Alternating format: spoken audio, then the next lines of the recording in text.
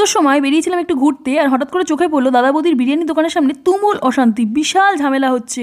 আর সেই ঝামেলা ঠেলে ভিড় ঠেলে চলে আসলাম বিলিং কাউন্টারে আর অর্ডার করে দিলাম 4 পিস এগ চিকেন রোল। 100 টাকা করে দাম পড়লো।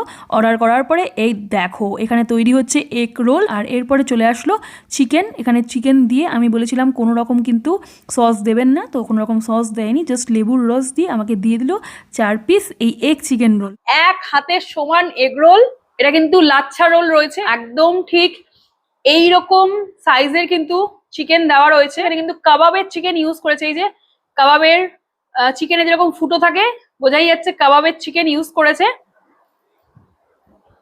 দাম নিক ভাই, কোয়ালিটি যথেষ্ট ভালো, একদম এ ক্লাস কোয়ালিটি। আর যেহেতু লাচ্ছা রোল, খুব একটা লাচ্ছা রোল দেখতেই পাওয়া যায় না, একদম লাচ্ছা পরাঠা দিয়ে এগ রোলটা তৈরি করা। আর চিকেনটাও যথেষ্ট ভালো খেতে, বেশ জুসি চিকেন, যেহেতু কাবাবের চিকেন দিয়েছে। ইয়াম্মি। তো এইটা থেকে খেয়ে দেখি দুটোই সেম টেস্ট আছে কিনা। এটাও কিন্তু এগ চিকেন রোল। খুলজা সিমসি। এই রয়েছে চিকেন, এটা একটু ছোট পিস হয়ে গেছে চিকেনটা। তোমরা কি ভাবছো দুটো রোলের টেস্ট আলাদা? সিরিয়াসলি দিমাগ কি বাত্তি জ্বালাও।